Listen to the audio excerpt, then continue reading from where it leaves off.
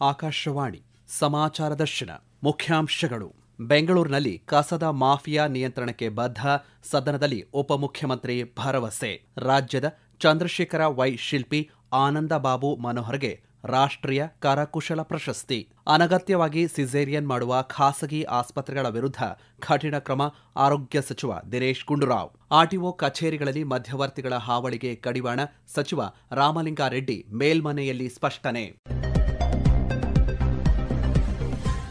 ಬೆಂಗಳೂರಿನಲ್ಲಿ ಖಾತೆ ವಿಲೇವಾರಿಗೆ ತಂದಿದ್ದ ರೌಂಡ್ ರಾಬಿನ್ ಪದ್ಧತಿಯನ್ನು ರದ್ದು ಮಾಡಲಾಗಿದ್ದು, ಜಿಬಿಎ ವ್ಯಾಪ್ತಿಯಲ್ಲಿ ಈ ಖಾತೆ ಅರ್ಜಿಗಳನ್ನು ಹಳೆ ಪದ್ಧತಿಯಲ್ಲಿ ವಿಲೇವಾರಿ ಮಾಡಲಾಗುವುದು ಎಂದು ಉಪಮುಖ್ಯಮಂತ್ರಿ ಡಿಕೆ ಶಿವಕುಮಾರ್ ತಿಳಿಸಿದ್ದಾರೆ.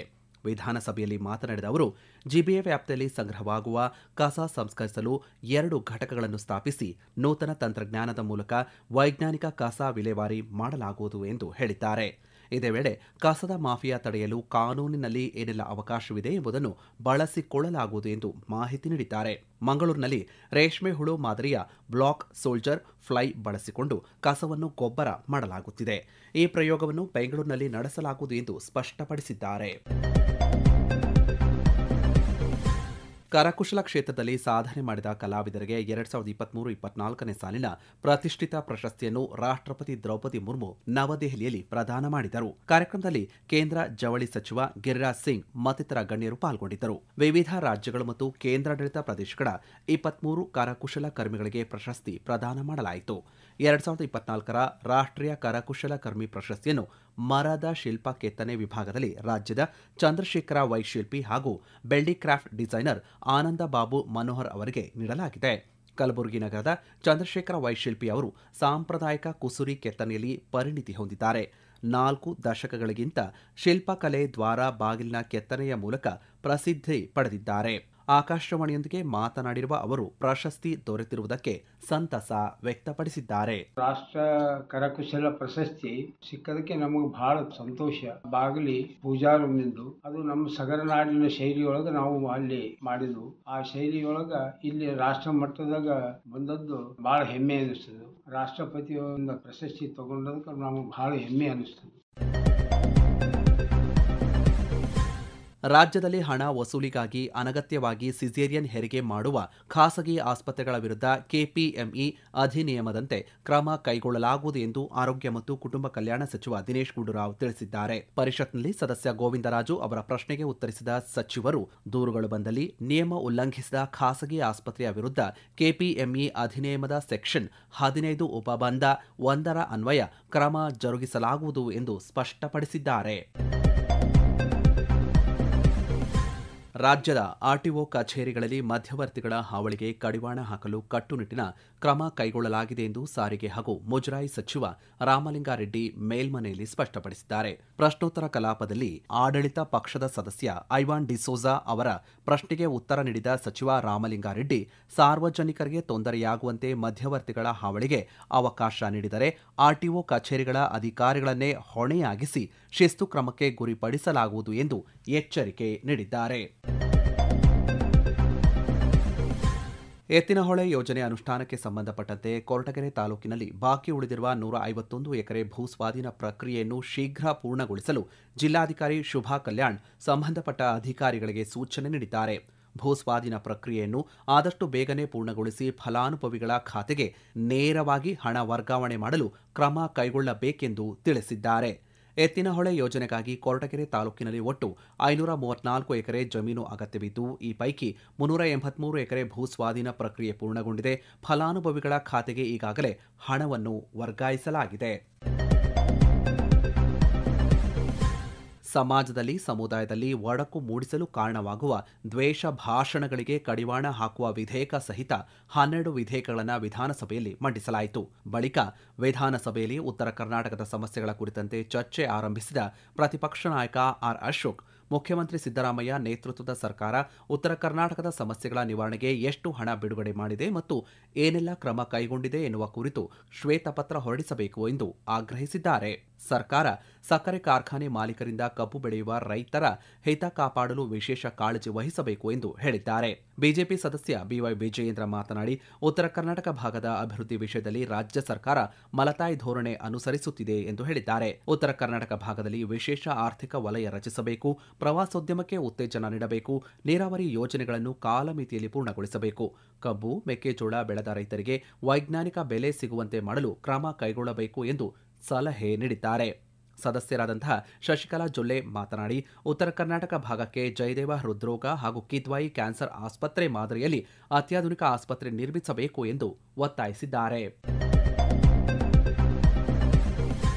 ವಿಶ್ವದಲ್ಲೇ ಎರಡನೇ ಅತಿದೊಡ್ಡ ಖಾದಿ ರಾಷ್ಟ್ರೀಯ ಧ್ವಜವನ್ನು ಬೆಳಗಾವಿ ಸುವರ್ಣ ವಿಧಾನಸೌಧದ ಭವ್ಯ ಮೆಟ್ಟಿಲುಗಳ ಮೇಲೆ ಪ್ರದರ್ಶಿಸಲಾಗಿದ್ದು, ಮುಖ್ಯಮಂತ್ರಿ ಸಿದ್ದರಾಮಯ್ಯ ಉದ್ಘಾಟಿಸಿದರು. ವಿಧಾನ ಪರಿಷತ್ ಸಭಾಪತಿ ಬಸವರಾಜ ಹೊರಟ್ಟಿ, ವಿಧಾನಸಭೆಯ ಸಭಾಧ್ಯಕ್ಷ ಯುಟಿ ಖಾದರ್, ಉಪಮುಖ್ಯಮಂತ್ರಿ ಡಿಕೆ ಶಿವಕುಮಾರ್, ಕಾನೂನು ಮತ್ತು ಸಂಸದೀಯ ವ್ಯವಹಾರಗಳ ಸಚಿವ ಎಚ್ಕೆ ಪಾಟೀಲ್ ಸೇರಿದಂತೆ ಹಲವು ಸಚಿವರು ಹಾಗೂ ಶಾಸಕರು ರಾಷ್ಟ್ರಧ್ವಜ ಅನಾವರಣಕ್ಕೆ ಸಾಕ್ಷಿಯಾದರು. ಕಲಬುರಗಿ ಜಿಲ್ಲೆಯ ಕಾಮಲಾಪುರದ ವಿನೋದ್ ಕುಮಾರ್ ರೇವಪ್ಪ ಬಮ್ಮನ್ನ ಕುಟುಂಬಸ್ಥರು ವೈಯಕ್ತಿಕ ಆಸಕ್ತಿಯಿಂದ ಮಾಡಲ್ಪಟ್ಟಿರುವ ಈ ಖಾದಿ ರಾಷ್ಟ್ರಧ್ವಜ ಐತಿಹಾಸಿಕ ದಾಖಲೆಯಾಗಿದೆ. ಬಳಿಕ ಮಾತನಾಡಿದ ಮುಖ್ಯಮಂತ್ರಿ ಸಿದ್ದರಾಮಯ್ಯ, ತ್ರಿವರ್ಣ ಧ್ವಜ ದೇಶದ ಪ್ರತಿಯೊಬ್ಬರ ಸ್ವಾಭಿಮಾನದ ಸಂಕೇತವಾಗಿದೆ ಎಂದು ತಿಳಿಸಿದ್ದಾರೆ. ಜಗತ್ತಿನಲ್ಲೇ ಅತಿ ದೊಡ್ಡ ಖಾದಿ ತ್ರಿವರ್ಣ ಧ್ವಜವನ್ನ ಬೆಳಗಾವಿಯ ಸುವರ್ಣಸೌಧದ ಭವ್ಯ ಮೆಟ್ಟಿಲಿನ ಮೇಲೆ ಅನಾವರಣಗೊಳಿಸಲಿಕ್ಕೆ ಕಾರಣಕರ್ತರಾಗಿದ್ದಾರೆ. ಇದು ಸ್ವಾತಂತ್ರ್ಯ ಹೋರಾಟದಲ್ಲಿ ನಮ್ಮ ಚಳವಳಿ ಸಂದರ್ಭದಲ್ಲಿ ತ್ರಿವರ್ಣ ಧ್ವಜವನ್ನ ಜಾರಿಗೆ ತಗೊಂಡ್ರು. ಈ ತ್ರಿವರ್ಣ ಧ್ವಜ ಕೇವಲ ಖಾದಿ ವಸ್ತ್ರ ಅಲ್ಲ, ಇದು ನಮ್ಮೆಲ್ಲರ ದೇಶದ ಹೆಮ್ಮೆ ಮತ್ತು ಸ್ವಾಭಿಮಾನದ ಸಂಕೇತ. ಚಿಕ್ಕಮಗಳೂರು ಜಿಲ್ಲೆಯ ಬಾಳೆಹೊನ್ನೂರಿನ ಕಾಫಿ ಸಂಶೋಧನಾ ಸಂಸ್ಥೆ ಆರಂಭಗೊಂಡು 100 ವರ್ಷಗಳನ್ನು ಪೂರೈಸಿದೆ. ಈ ಹಿನ್ನೆಲೆಯಲ್ಲಿ 3 ದಿನ ಶತಮಾನೋತ್ಸವ ಕಾರ್ಯಕ್ರಮವನ್ನು ಹಮ್ಮಿಕೊಳ್ಳಲಾಗಿದೆ ಎಂದು ಭಾರತೀಯ ಕಾಫಿ ಮಂಡಳಿ ಮುಖ್ಯ ಕಾರ್ಯನಿರ್ವಾಹಕ ಅಧಿಕಾರಿ ಕೂರ್ಮಾರಾವ್ ತಿಳಿಸಿದ್ದಾರೆ. ಒಂದು central coffee research institute, one of the world class premier and prestige research institute dedicated specially for coffee. ಅದು ನಮ್ಮ ಕರ್ನಾಟಕದಲ್ಲಿರುವುದು, ಅದರಲ್ಲಿ ಕೂಡ ನಮ್ಮ ಚಿಕ್ಕಮಗಳೂರಲ್ಲಿ ಬಾಳೆಹೊನ್ನೂರಲ್ಲಿ ಇರುವುದು ನಿಜವಾಗ್ಲೂ ಒಂದು ಹೆಮ್ಮೆ ಅಂತ ಒಂದು ವಿಷಯ. 100 ವರ್ಷ ಸಂಭ್ರಮ ಆಗ್ತಾ ಇರುವಾಗ ನಮ್ದೆಲ್ಲರದು ಒಂದು ಕರ್ತವ್ಯ ಆಗಿರುತ್ತದೆ. ಆ ನಿಟ್ಟಿನಲ್ಲಿ 3 ದಿವಸಗಳ ಒಂದು ಕಾರ್ಯಕ್ರಮ ಡಿಸೆಂಬರ್ 20ನೇ ತಾರೀಕು ಇಂದ ಡಿಸೆಂಬರ್ 22ನೇ ತಾರೀಕು ತನಕ ನಾವು ಇಟ್ಕೊಂಡಿದ್ದೀವಿ. 140ಕ್ಕೂ ಹೆಚ್ಚು ಸ್ಟಾಲ್ಸ್, ಸುಮಾರು ಎಕ್ಸಿಬಿಷನ್ಸ್ ಇರುತ್ತದೆ. ಕಾಫಿ ಮಂಡಳಿಯಲ್ಲಿ ಕಾರ್ಯನಿರ್ವಹಿಸಿದ ಪ್ರಸ್ತುತ ನಿರ್ವಹಿಸುತ್ತಿರುವ ಕೃಷಿ ವಿಜ್ಞಾನಿಗಳಿಗೆ ಸನ್ಮಾನ, ಕಾಫಿ ಕ್ಷೇತ್ರದಲ್ಲಿನ ಪರಿಣಿತರಿಂದ ಉಪನ್ಯಾಸ ಮತ್ತು ಕಾರ್ಯಾಗಾರವನ್ನು ಈ ಸಂದರ್ಭದಲ್ಲಿ ಹಮ್ಮಿಕೊಳ್ಳಲಾಗಿದೆ. ಈ ತಿಂಗಳ 20ರಿಂದ 22ರವರೆಗೆ ಕಾರ್ಯಕ್ರಮವನ್ನು ಹಮ್ಮಿಕೊಳ್ಳಲಾಗಿದೆ. ರೈತರು ಇದರ ಸದುಪಯೋಗ ಪಡೆದುಕೊಳ್ಳುವಂತೆ ಭಾರತೀಯ ಕಾಫಿ ಮಂಡಳಿ ಅಧ್ಯಕ್ಷ ದಿನೇಶ್ ದೇವೃಂದ ಮನವಿ ಮಾಡಿದ್ದಾರೆ. ದೇಶದಲ್ಲಿ 7 ಲಕ್ಷ ಟನ್ ಕಾಫಿ ಉತ್ಪಾದಿಸುವ ಗುರಿ ಹೊಂದಲಾಗಿದೆ. ಈ ಹಿನ್ನೆಲೆಯಲ್ಲಿ ಇದಕ್ಕೆ ಪೂರಕವಾದ ಅನೇಕ ಕಾರ್ಯಕ್ರಮಗಳನ್ನು ಆಯೋಜನೆ ಮಾಡಲಾಗಿದೆ ಎಂದು ಅವರು ಮಾಹಿತಿ ನೀಡಿದ್ದಾರೆ. ಚಿಕ್ಕಮಗಳೂರು ಕಾಫಿಗೆ ಒಂದು ಅದೃಷ್ಟವಾದ ಜಿಲ್ಲೆ. ಯಾಕೆಂದರೆ ಕಾಫಿಯ ಉಗಮವಾಗಿದ್ದು ಚಿಕ್ಕಮಗಳೂರಲ್ಲಿ.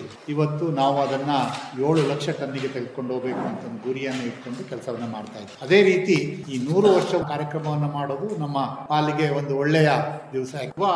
ಯಾರು ರೈತರು ಅಥವಾ ಬೆಳೆಗಾರರು ಈ ಕಾಫಿ ಅಥವಾ ಕೃಷಿಯಿಂದ ಹೊರಗಡೆ ಹೋಗ್ತಾ ಇದ್ದಾರೆ, ಅವ್ರನ್ನೆಲ್ಲ ಮತ್ತೆ ಕೃಷಿಯಲ್ಲಿ ತೊಡಗಿಸ್ಕೊಳ್ಳುವಂಥ ವಿಚಾರಗಳನ್ನು ನಾವು ಸೆಮಿನಾರ್ಗಳಲ್ಲಿ ಇಟ್ಕೊಂಡಿದ್ದೀವಿ. ಸುಮಾರು 2 ಹೊಸ ವೆರೈಟಿ ಕಾಫಿಗಳನ್ನು ರಿಲೀಸ್ ಮಾಡ್ತಾ ಇದ್ದೀವಿ. ಮಂಡ್ಯ ಜಿಲ್ಲೆಯ ಮಳವಳ್ಳಿಯಲ್ಲಿ ಹಮ್ಮಿಕೊಂಡಿರುವ ಆದಿ ಜಗದ್ಗುರು ಶಿವರಾತ್ರೀಶ್ವರ ಶಿವಯೋಗಿಗಳ 1066ನೇ ಜಯಂತ್ಯೋತ್ಸವ ಕಾರ್ಯಕ್ರಮಕ್ಕೆ ಇದೇ 17ರಂದು ರಾಷ್ಟ್ರಪತಿ ದ್ರೌಪದಿ ಮುರ್ಮು ಆಗಮಿಸಲಿದ್ದಾರೆ. ಈ ಹಿನ್ನೆಲೆಯಲ್ಲಿ ಅಧಿಕಾರಿಗಳು ಅಗತ್ಯ ಸಿದ್ಧತೆ ಮಾಡಿಕೊಳ್ಳುವಂತೆ ಜಿಲ್ಲಾಧಿಕಾರಿ ಡಾ ಕುಮಾರ್ ತಿಳಿಸಿದ್ದಾರೆ. ರಾಷ್ಟ್ರಪತಿಗಳ ಕರ್ತವ್ಯದಲ್ಲಿ ಲೋಪ ಆಗದಂತೆ ಅಧಿಕಾರಿಗಳು ಎಚ್ಚರ ವಹಿಸಬೇಕು. ಅವರು ಸಂಚರಿಸುವ ರಸ್ತೆ ಸಂಪೂರ್ಣವಾಗಿ ದುರಸ್ತಿಗೊಳಿಸಬೇಕು. ರಸ್ತೆಗಳ ಸ್ವಚ್ಛತೆಯನ್ನು ಕಾಪಾಡಬೇಕು. ಆಂಬ್ಯುಲೆನ್ಸ್ ಹಾಗೂ ತಜ್ಞ ವೈದ್ಯರ ಸೇವೆ ಒದಗಿಸಬೇಕು ಎಂದು ಸೂಚನೆ ನೀಡಿದ್ದಾರೆ. ಉದ್ಯೋಗಸ್ಥ ಮಹಿಳೆಯರಿಗೆ ಅನುಕೂಲವಾಗುವಂತೆ ಜಿಲ್ಲೆಯಲ್ಲಿರುವಂತಹ ಪಡಿತರ ನ್ಯಾಯಬೆಲೆ ಅಂಗಡಿಗಳನ್ನು ರಾತ್ರಿ 8 ಗಂಟೆಯವರೆಗೆ ತೆರೆಯಬೇಕು ಎಂದು ಆಹಾರ ಮತ್ತು ನಾಗರಿಕ ಸರಬರಾಜು ಇಲಾಖೆಯ ಜಂಟಿ ನಿರ್ದೇಶಕಿ ಸೌಮ್ಯ ಅವರಿಗೆ ಜಿಲ್ಲಾಧಿಕಾರಿ ಶುಭಾ ಕಲ್ಯಾಣ್ ಸೂಚನೆ ನೀಡಿದ್ದಾರೆ. ಗುಬ್ಬಿ ತಾಲೂಕಿನಲ್ಲಿ ಆಹಾರ ಅದಾಲತ್ ಕಾರ್ಯಕ್ರಮದಲ್ಲಿ ಪಾಲ್ಗೊಂಡು ಮಾತನಾಡಿದ ಅವರು, ಉದ್ಯೋಗಸ್ಥ ಮಹಿಳೆಯರು ಸಂಜೆ 6 ಗಂಟೆಯ ಒಳಗೆ ಪಡಿತರ ಧಾನ್ಯವನ್ನು ಪಡೆಯಲು ಅನಾನುಕೂಲವಾಗುತ್ತಿರುವ ಹಿನ್ನೆಲೆಯಲ್ಲಿ ನ್ಯಾಯಬೆಲೆ ಅಂಗಡಿಗಳನ್ನು ರಾತ್ರಿ 8 ಗಂಟೆಯವರೆಗೆ ತೆರೆಯುವಂತೆ ಕ್ರಮ ಕೈಗೊಳ್ಳಲಾಗುವುದು ಎಂದು ತಿಳಿಸಿದ್ದಾರೆ. ಅನ್ನ ಸುವಿಧಾ ಯೋಜನೆಗೆ ಅರ್ಹ ಫಲಾನುಭವಿಗಳು ತಮ್ಮ ಹೆಸರನ್ನು ನೋಂದಾಯಿಸಿಕೊಳ್ಳಬೇಕು ಎಂದು ಅವರು ಸೂಚಿಸಿದ್ದಾರೆ. ಕರ್ನಾಟಕದಲ್ಲಿ ತೊಗರಿ ಬೆಳೆಗಾರರು ಸಂಕಷ್ಟಕ್ಕೆ ಸಿಲುಕಿರುವ ಹಿನ್ನೆಲೆಯಲ್ಲಿ ಕೇಂದ್ರ ಸರ್ಕಾರ ತೊಗರಿ ಬೆಳೆಗೆ ಕನಿಷ್ಠ ಬೆಂಬಲ ಬೆಲೆ ನಿಗದಿಪಡಿಸಬೇಕು ಮತ್ತು ನಾಫೆಡ್ ಹಾಗೂ ಎನ್ಸಿಸಿಎಫ್ ಮೂಲಕ ಖರೀದಿಗೆ ಕ್ರಮ ಕೈಗೊಳ್ಳಬೇಕು ಎಂದು ಮುಖ್ಯಮಂತ್ರಿ ಸಿದ್ದರಾಮಯ್ಯ ಪ್ರಧಾನಿ ನರೇಂದ್ರ ಮೋದಿ ಅವರಿಗೆ ಪತ್ರ ಬರೆದಿದ್ದಾರೆ. ಮುಂಗಾರು ಹಂಗಾಮಿನಲ್ಲಿ ರಾಜ್ಯದ ಸುಮಾರು 12,80,000 ಹೆಕ್ಟೇರ್ ಪ್ರದೇಶದಲ್ಲಿ ತೊಗರಿ ಬೆಳೆಯಲಾಗಿದ್ದು, ಅಂದಾಜು 12,60,000 ಮೆಟ್ರಿಕ್ ಟನ್ ತೊಗರಿ ಉತ್ಪಾದನೆಯಾಗಿದೆ. ಕಲಬುರಗಿ, ಯಾದಗಿರಿ, ಬೀದರ್, ರಾಯಚೂರು ಮತ್ತಿತರ ಜಿಲ್ಲೆಗಳಲ್ಲಿ ತೊಗರಿಯನ್ನು ಬೆಳೆಯಲಾಗಿದ್ದು, ಆ ಭಾಗದ ರೈತರು ಬೆಲೆ ಇಳಿಕೆಯಿಂದ ಸಂಕಷ್ಟಕ್ಕೆ ಸಿಲುಕಿದ್ದಾರೆ. ಸದ್ಯ ಮಾರುಕಟ್ಟೆ ದರ 5,800 ರಿಂದ 6,700 ರೂಪಾಯಿಗಳಷ್ಟಿದೆ. ಸರ್ಕಾರ ತೊಗರಿ ಬೆಳೆಗೆ 2025-26ನೇ ಸಾಲಿನಲ್ಲಿ 8,000 ರೂಪಾಯಿ ಘೋಷಿಸಿತ್ತು. ಆದರೆ ಮಾರುಕಟ್ಟೆಯಲ್ಲಿ ದರ ಕಡಿಮೆಯಾಗಿರುವುದರಿಂದ ರೈತರು ಸಂಕಷ್ಟಕ್ಕೆ ಸಿಲುಕಿದ್ದಾರೆ ಎಂದು ಪತ್ರದಲ್ಲಿ ಉಲ್ಲೇಖಿಸಿದ್ದಾರೆ. ಕನಿಷ್ಠ ಬೆಂಬಲ ಬೆಲೆ ನಿಗದಿಗೆ ರಾಜ್ಯ ಸರ್ಕಾರ ಈಗಾಗಲೇ ಕೇಂದ್ರಕ್ಕೆ ಪ್ರಸ್ತಾವನೆ ಸಲ್ಲಿಸಿದೆ. ರೈತರಿಗೆ ನ್ಯಾಯಯುತ ಬೆಲೆ ದೊರಕಿಸಿಕೊಡಲು ಹಾಗೂ ಅವರು ಬೆಳೆದ ಬೆಳೆಗಳನ್ನು ಖರೀದಿಸಲು ಕೇಂದ್ರ ಸರ್ಕಾರ ಕೂಡಲೇ ಕ್ರಮ ಕೈಗೊಳ್ಳಬೇಕು ಎಂದು ಮುಖ್ಯಮಂತ್ರಿ ಸಿದ್ದರಾಮಯ್ಯ ಪ್ರಧಾನಿ ಅವರನ್ನು ಒತ್ತಾಯಿಸಿದ್ದಾರೆ. ಜಿಲ್ಲಾ ಕಂಬಳ ಸಮಿತಿಯಿಂದ ಅನುಮೋದನೆಗೊಂಡ ದಕ್ಷಿಣ ಕನ್ನಡ ಹಾಗೂ ಉಡುಪಿ ಜಿಲ್ಲೆಯ 23 ಕಂಬಳೋತ್ಸವಗಳಿಗೆ ಸರ್ಕಾರದಿಂದ ತಲಾ 5 ಲಕ್ಷ ರೂಪಾಯಿ ಅನುದಾನ ಬಿಡುಗಡೆ ಮಾಡುವುದಾಗಿ ಪ್ರವಾಸೋದ್ಯಮ ಸಚಿವ ಎಚ್.ಕೆ. ಪಾಟೀಲ್ ವಿಧಾನಸಭೆಗೆ ತಿಳಿಸಿದ್ದಾರೆ. ಪುತ್ತೂರು ಶಾಸಕ ಅಶೋಕ್ ಕುಮಾರ್ ರೈ ಅವರ ಚುಕ್ಕೆ ಗುರುತಿನ ಪ್ರಶ್ನೆಗೆ ಉತ್ತರ ನೀಡಿದ ಅವರು, ಪ್ರಸಕ್ತ ಸಾಲಿನಲ್ಲಿ ಉಡುಪಿ ಮತ್ತು ದಕ್ಷಿಣ ಕನ್ನಡ ಜಿಲ್ಲೆಯಲ್ಲಿ ಆಯೋಜಿಸಲಾಗುವ ಕಂಬಳ ಉತ್ಸವಗಳಿಗೆ ಅನುದಾನ ಕೋರಿ ಪ್ರಸ್ತಾವನೆಗಳು ಸ್ವೀಕೃತವಾಗಿವೆ. ಇದಕ್ಕೆ ಸರ್ಕಾರದಿಂದ ಅನುಮೋದನೆ ನೀಡಿ ಅನುದಾನ ಬಿಡುಗಡೆಗೆ ಆರ್ಥಿಕ ಇಲಾಖೆಗೆ ಕಡತ ರವಾನಿಸಲಾಗಿದೆ ಎಂದು ಹೇಳಿದ್ದಾರೆ. ರಾಜ್ಯದಲ್ಲಿ ಕೃಷಿ ಜಮೀನನ್ನು ಕೃಷಿಯೇತರ ಉದ್ದೇಶಗಳಿಗೆ ಪರಿವರ್ತಿಸುವ ಪ್ರಕ್ರಿಯೆಯನ್ನು ಸರಳೀಕರಿಸಲು ಕರ್ನಾಟಕ ಭೂ ಕಂದಾಯ ಕಾಯ್ದೆ 1964ರ ಕಲಂ 95ರ ವಿವಿಧ ಉಪ ಕಲಂಗಳಿಗೆ ತಿದ್ದುಪಡಿ ಮಾಡಲಾಗಿದೆ ಎಂದು ಕಂದಾಯ ಸಚಿವ ಕೃಷ್ಣ ಭೈರೇಗೌಡ ತಿಳಿಸಿದ್ದಾರೆ. ಸದಸ್ಯ ರಾಮೋಜಿಗೌಡ ಅವರ ಪ್ರಶ್ನೆಗೆ ಕಂದಾಯ ಸಚಿವ ಕೃಷ್ಣ ಭೈರೇಗೌಡ ಉತ್ತರಿಸಿ, ವಿವಿಧ ಇಲಾಖೆಗಳೊಂದಿಗೆ ಸಮಾಲೋಚನೆ ನಡೆಸಿ ಅಭಿಪ್ರಾಯ ಹಾಗೂ ಸಲಹೆಗಳನ್ನು ಪಡೆದು ಸೂಕ್ತ ಕ್ರಮ ಕೈಗೊಳ್ಳಲಾಗುತ್ತಿದೆ ಎಂದು ತಿಳಿಸಿದ್ದಾರೆ. ಸಣ್ಣ ಕೈಗಾರಿಕೆಗಳಿಗೆ ಪ್ರೋತ್ಸಾಹ ನೀಡುವ ಉದ್ದೇಶದಿಂದಲೇ 2 ಎಕರೆವರೆಗೆ ಭೂ ಪರಿವರ್ತನೆಯ ಅವಶ್ಯಕತೆ ಇಲ್ಲದೆ ನೇರವಾಗಿ ಯೋಜನಾ ಅನುಮೋದನೆ ಮಾಡಿಸಿಕೊಳ್ಳಬಹುದಾಗಿದೆ ಎಂದು ತಿಳಿಸಿದ್ದಾರೆ. ಕೇಂದ್ರ ಸರ್ಕಾರದ ಮಹತ್ವಾಕಾಂಕ್ಷೆಯ ಪ್ರಧಾನಮಂತ್ರಿ ಕುಸುಮ್ ಯೋಜನೆಯಡಿ ರೈತರು ಸೌರಶಕ್ತಿ ಘಟಕಗಳ ನಿರ್ಮಾಣಕ್ಕೆ ಗಮನ ಹರಿಸಬೇಕೆಂದು ದಾವಣಗೆರೆ ಜಿಲ್ಲಾ ಪಂಚಾಯತ್ ಮುಖ್ಯ ಕಾರ್ಯನಿರ್ವಾಹಕ ಅಧಿಕಾರಿ ಗಿತ್ತೆ ವಿಠಲ ಮಾಧವರಾವ್ ಸಲಹೆ ನೀಡಿದ್ದಾರೆ. ದಾವಣಗೆರೆ ಜಿಲ್ಲೆ ಜಗಳೂರು ತಾಲೂಕಿನ ವಿವಿಧ ಗ್ರಾಮ ಪಂಚಾಯಿತಿಗಳಿಗೆ ಭೇಟಿ ನೀಡಿ ಜನರ ಅಹವಾಲು ಸ್ವೀಕರಿಸಿದ ಅವರು, ಕೃಷಿ ಉದ್ದೇಶಕ್ಕಾಗಿ ರೈತರು ತಮ್ಮದೇ ಜಮೀನುಗಳಲ್ಲಿ ಸೌರಶಕ್ತಿ ಘಟಕಗಳನ್ನು ನಿರ್ಮಾಣ ಮಾಡಿಕೊಂಡರೆ ವಿದ್ಯುತ್ ಮೇಲಿನ ಅವಲಂಬನೆಯಿಂದ ಮುಕ್ತರಾಗಬಹುದು ಎಂದು ತಿಳಿಸಿದ್ದಾರೆ. ಯೋಜನೆಯಡಿ ಸೌರಶಕ್ತಿ ಘಟಕಗಳ ಸ್ಥಾಪನೆಗೆ ಸಬ್ಸಿಡಿ ದರದಲ್ಲಿ ಸಾಲ ದೊರೆಯಲಿದೆ. ಜೊತೆಗೆ ಹೆಚ್ಚುವರಿ ವಿದ್ಯುತ್ತನ್ನು ಮಾರಾಟ ಮಾಡುವ ಮೂಲಕ ಆರ್ಥಿಕವಾಗಿ ಸದೃಢರಾಗಲು ಅವಕಾಶವಿದೆ ಎಂದು ಹೇಳಿದ್ದಾರೆ. ಸರ್ಕಾರ ಬೆಳಗಾವಿ ಅಭಿವೃದ್ಧಿಗೆ ಆದ್ಯತೆ ನೀಡುತ್ತಿದ್ದು, ಬೆಳಗಾವಿ ನಗರಾಭಿವೃದ್ಧಿಗೆ 200 ಕೋಟಿ ರೂಪಾಯಿಗಳನ್ನು ನಗರಾಭಿವೃದ್ಧಿ ಇಲಾಖೆಯಿಂದ ನೀಡಲಾಗಿದೆ ಎಂದು ನಗರಾಭಿವೃದ್ಧಿ ಸಚಿವ ಭೈರತಿ ಸುರೇಶ್ ತಿಳಿಸಿದ್ದಾರೆ. ಬೆಳಗಾವಿಯಲ್ಲಿ ವಿಶ್ವ ಬ್ಯಾಂಕ್ ನೆರವಿನಡಿ ಜಲ ಸಂಗ್ರಹಾಗಾರ ಉದ್ಘಾಟಿಸಿ ಮಾತನಾಡಿದ ಅವರು, ರಸ್ತೆ ಹಾಗೂ ಚರಂಡಿಗಳ ಸುಧಾರಣೆಗೆ ಮುಖ್ಯಮಂತ್ರಿಗಳು 20 ಕೋಟಿ ಅನುದಾನ ನೀಡಿದ್ದಾರೆ. ಕುಮಾರಸ್ವಾಮಿ ಲೇಔಟ್ ಪ್ರದೇಶದಲ್ಲಿ ಆಧುನಿಕ ಚಿಕಿತ್ಸಾ ಸೌಕರ್ಯ ಒಳಗೊಂಡ ಆಸ್ಪತ್ರೆ ನಿರ್ಮಾಣಕ್ಕೆ ಇಲಾಖೆಯಿಂದ 20 ಕೋಟಿ ಮಂಜೂರು ಮಾಡಲಾಗಿದೆ ಎಂದು ಹೇಳಿದ್ದಾರೆ. ವಿನಾಶದ ಅಂಚಿನಲ್ಲಿರುವ ಪ್ರಾಣಿಗಳ ಸಂರಕ್ಷಣೆ ನಮ್ಮೆಲ್ಲರ ಕರ್ತವ್ಯ ಎಂದು ಉಚ್ಚ ನ್ಯಾಯಾಲಯದ ನ್ಯಾಯಾಧೀಶರಾದ ಆರ್ ನಟರಾಜ್ ಕರೆ ನೀಡಿದ್ದಾರೆ. ಹೊಸಪೇಟೆ ತಾಲೂಕು ಕಮಲಾಪುರ ಸಮೀಪದ ದರೋಜಿ ಕರಡಿಧಾಮದಲ್ಲಿ ಆಯೋಜನೆ ಮಾಡಲಾಗಿದ್ದ ಮಾನವ ಮತ್ತು ವನ್ಯಜೀವಿ ಸಂಘರ್ಷ ಕುರಿತ ಕಾರ್ಯಾಗಾರ ಉದ್ಘಾಟಿಸಿ ಮಾತನಾಡಿದ ಅವರು, ಪರಿಸರ ವ್ಯವಸ್ಥೆಯಲ್ಲಿ ಮಾನವ ಮತ್ತು ಎಲ್ಲ ವನ್ಯಜೀವಿಗಳು ಜೊತೆಯಲ್ಲಿಯೇ ಸಾಗುವ ವ್ಯವಸ್ಥೆಯಾಗಬೇಕು ಎಂದು ಹೇಳಿದ್ದಾರೆ.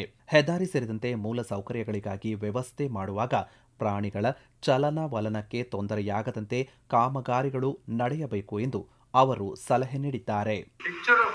ಅಗ್ರಿಕಲ್ಚರ್ ಫಾರ್ಮಿಂಗ್ ಇಸ್ ಚೇಂಜ್ ನಮ್ಮೂರ ಕಡೆ, ಬಹುಶಃ ಬೇರೆ ಕಡೆನೂ ಇದೇ ತರ ಆಗಿರ್ಬೋದು ಅಂತ ನಾನು ಅನ್ಕೊಳ್ತೀನಿ. ಯಾಕಂದ್ರೆ ಪ್ರತಿಯೊಂದು ಕಡೆನೂ ಇವಾಗ ಕಾಡನ್ನ ಉಳಿಸಿ ಬೆಳೆಸಿ ಕಾಡನ್ನ ವೃದ್ಧಿ ಮಾಡಿ ಪ್ರಾಣಿಗಳನ್ನ ಸಂರಕ್ಷಣೆ ಮಾಡಿ ಅನ್ನೋದು ಒಂದು ದೊಡ್ಡ ಕೂಗಿದೆ. ಅದಕ್ಕೆ ಆದಂತ ಒಂದು ಸಮೂಹ ಕೂಡ ಬೆಳ್ಕೊಂಡಿದೆ. ಕಾಡುಗಳನ್ನ ರಕ್ಷಿಸಬೇಕು, ಬೆಳೆಸಬೇಕು, ಉಳಿಸಬೇಕು, ಪ್ರಾಣಿ ಸಂಕುಲನ ಹೆಚ್ಚು ಮಾಡಬೇಕು ಅಂತ ಒಂದು ಕೂಗು ಜಾಸ್ತಿ ಆಗ್ತಾ ಇದೆ. ಕಾನೂನಲ್ಲೂ ಕೂಡ ನಮಗೆ ವೈಲ್ಡ್ ಲೈಫ್ ಪ್ರೊಟೆಕ್ಷನ್ ಆಕ್ಟ್ ಅಲ್ಲಿ ಶೆಡ್ಯೂಲ್ ಅನಿಮಲ್ಸ್ ಅಂತ ಮಾಡಿ ಯಾವ್ದಾವ್ದು ವಿನಾಶದ ಅಂಚಿನಲ್ಲಿ ಇದೆಯೋ ಅದನ್ನೆಲ್ಲ ನಾವು ಇನ್ಕ್ಲೂಡ್ ಮಾಡಿ ಅದನ್ನ ಪ್ರೊಟೆಕ್ಟ್ ಮಾಡೋ ದೃಷ್ಟಿಯಲ್ಲಿ ಕೋಚಿಂಗ್ ಅದು ಇದೆಲ್ಲಾನು ಬೇರೆ ಬೇರೆ ಪೀನಲ್ ಪ್ರಾವಿಷನ್ಸ್ ಎಲ್ಲ ಮಾಡಿದ್ದೇವೆ. ಪ್ರತಿಯೊಬ್ಬ ನಾಗರಿಕನ ಜವಾಬ್ದಾರಿ ಇದೆ ವೈಲ್ಡ್ ಲೈಫ್ ನ ಪ್ರೊಟೆಕ್ಟ್ ಮಾಡೋದು. ಇದುವರೆಗೂ ಸಮಾಚಾರ ದರ್ಶನ ಕೇಳಿದಿರಿ. ಸುದ್ದಿ ಸಂಪಾದಕರು ತುಕಾರಾಮ ಗೌಡ ಜಿ, ಸಹಾಯಕ ನಿರ್ದೇಶಕರು, ಪ್ರಸಾರ ನಿರ್ವಹಣೆ ಮತ್ತು ಪ್ರಸ್ತುತಿ ಚೇತನ್ ಸಿವಿ, ನಿರ್ಮಾಣ ಸಹಾಯ ವಿಮಲಾಕ್ಷಿ, ಸಮಗ್ರ ನಿರ್ವಹಣೆ ಆಕಾಶವಾಣಿ ಬೆಂಗಳೂರು ಪ್ರಾದೇಶಿಕ ಸುದ್ದಿ ವಿಭಾಗದ ಉಪನಿರ್ದೇಶಕರಾದ ರಾಯ್ ಚಾಕೋ. ಆಕಾಶವಾಣಿ ಬೆಂಗಳೂರು ಪ್ರಾದೇಶಿಕ ಸುದ್ದಿ ವಿಭಾಗ ಪ್ರಸ್ತುತಪಡಿಸಿದ ಈ ಕಾರ್ಯಕ್ರಮ ರಾಜ್ಯದ ಎಲ್ಲ ಬಾನುಲಿ ಕೇಂದ್ರಗಳಲ್ಲಿ ಏಕಕಾಲಕ್ಕೆ ಪ್ರಸಾರವಾಯಿತು. ಮತ್ತೆ ಮುಂದಿನ ವಾರ ಮೂಡಿಬರಲಿದೆ ವಾರದ ವಾರ್ತಾಚಿತ್ರ ಸಮಾಚಾರ ದರ್ಶನ.